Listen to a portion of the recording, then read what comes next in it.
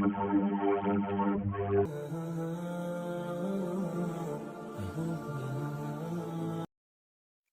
لله نحمده ونستعينه ونستغفره ونعوذ بالله من شرور أنفسنا ومن سيئات أعمالنا. أشهد أن لا إله إلا الله وأن محمدا عبده ورسوله. السلام عليكم ورحمة الله وبركاته. رمضان كريم، رمضان مبارك. kusoo dhawaada youtube channelka Zakiya Aadan. waxaa mahad u sugnaatay Alle subxaanahu wa tacaala.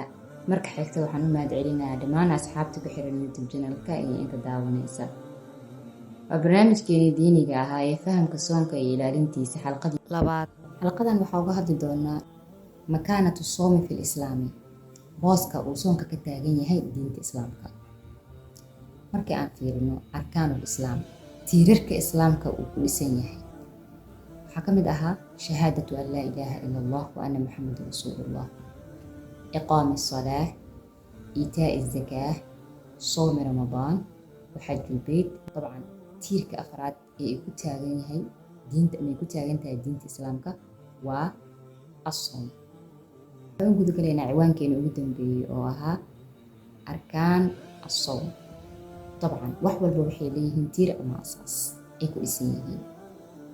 tiirka ama waxyaabaha aasaasiga u ah soonka oo haddii la waayo soon uusan jiraynin waa laba tiir. الركن الأول maxay tahay النية.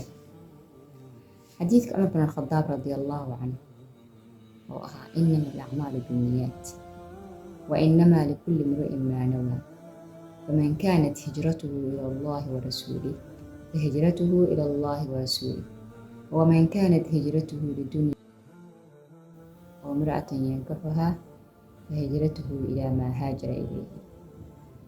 macnilaa iyo dhamaadka. balse xadiidkaas wuxuu inoo caddeynayaa oo daliil ahaan ugu soo qaadanaynaa wax walba in ay niyadda yihiin. ka waran qofkii haddii uu maanta dhan uu soonnaa, uusan biyo cabin, uusan cunto cunin, wuu iska ilaaliyay wax walbo soonkaas ka burin kara, laakiin aslanba uusan niyeysanin inuu soomaayo. meeshaas maxay tahay? soon ma jiraayo. marka waxaa muhiim ah qofka in markii xilliga uu suxuuranaayo uu niyadda ku qabsado, ama habeenkaasba markuu afuro kadibba inuu beri soomi doono inuu niyadda ku qabsado bes. intaasaa kaga filan. qodobka labaad waxa uu yahay al-imsaak can jamiici almuftiraat.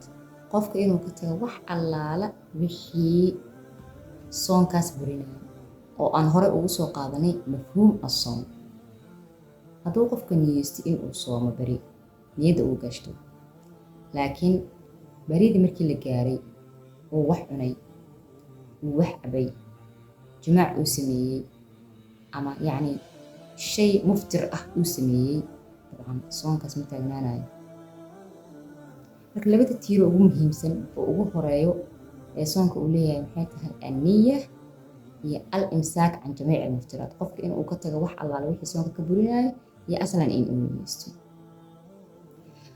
intaas ayay noogu eg tahay xalqadii.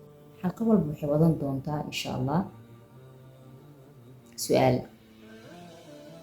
su-aashii xalqada ee caawa.